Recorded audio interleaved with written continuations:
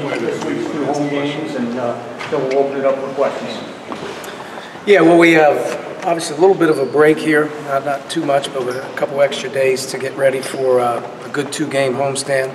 Iowa coming in is as good as advertised. I mean, they have a great 1-2 punch inside with Garza and Cook, and they also have tremendous shooting and depth, and one of the best offensive teams that we'll see all season. And mixing up their defenses and whatnot will give us some different looks, and you know, that's our concern coming in, is obviously being able to, you know, withstand their inside punch and their push, and obviously take care of the basketball and continue to try to become a better offensive team.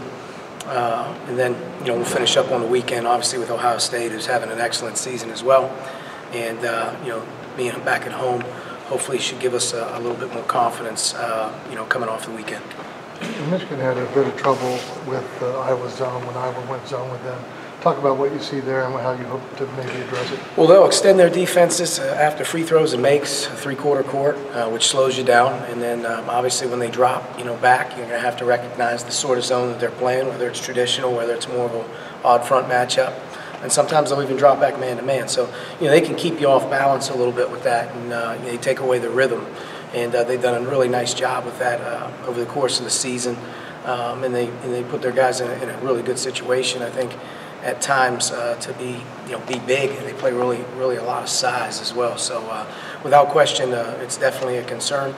And they're changing defense. They're extending defenses. You know, one of the few teams in the league that will really give you that look. Juwan going to play? As far as I know, yeah. I mean, he's been back in practice in the last couple of days and doesn't see any setbacks. I think, you know, we avoided maybe a bigger problem. Again, being on that shoulder, I think he was really scared at the time. He's had some incidents there, but I think as it got calmed down and he got home and got some therapy and some treatment, he's feeling good, and he hasn't missed practice. Justin was a guy, obviously, statistically had a nice game Saturday, but watching it back, it also felt like he was talking a lot, being active and vocal in huddles and things like that. I know obviously you've had to ask some younger guys to step into leadership roles this year because of injuries. Has he maybe started answering that bell a little bit more? He did a really nice job against Michigan State. He was really engaged defensively. He made a lot of plays, awareness plays off the ball.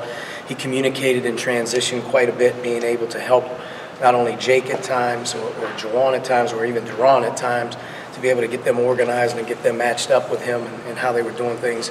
Offensively, he did a really good job creating action. You know, he got assists without being in the stat sheet with some great screens, and he made some really timely plays. Just all in all, he played really hard. Going off that leadership point, how far has Al come this year in his communication?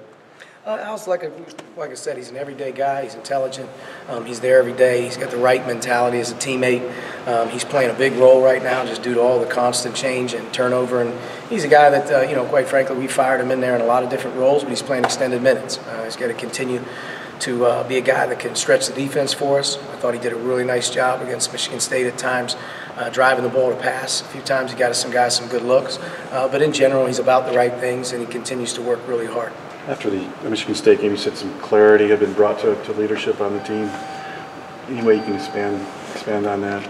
It's just you got to do your job. You know, you don't have the luxury of being, whether you're an upperclassman or regardless of your status and age, you have to do your job. And I think, you know, the clarity of that is you can't have a team that's emotionless in terms of the way that they approach one another, regardless of how the game is going with the ups and the downs. You can't you know, show body language or show a team that just, quite frankly, is not, you know, pulling together. And I think we were very hard on our guys in terms of that just coming in. But I think after the Rutgers game, it was really evident to them as we watched film.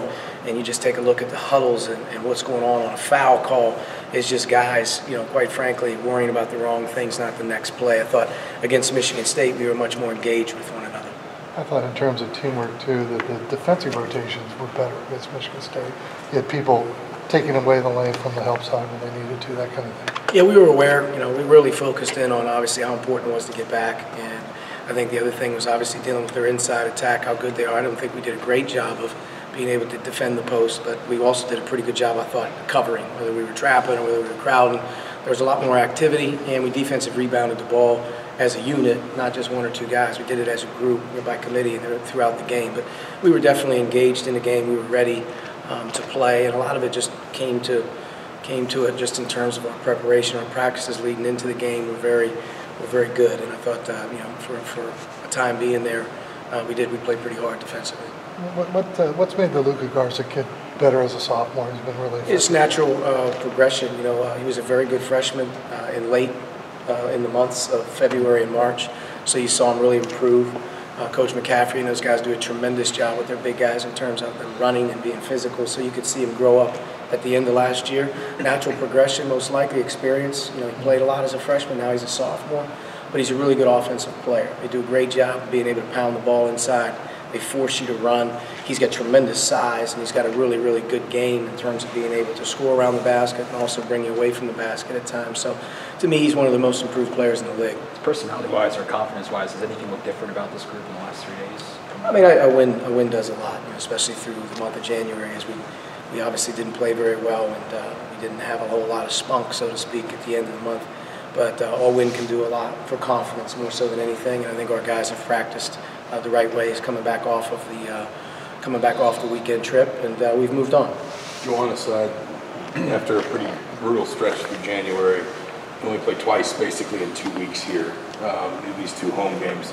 Is this an opportunity for a guy like Zach, a guy like Race, a guy like Duran, maybe to get not just health but conditioning up? Yeah, without question.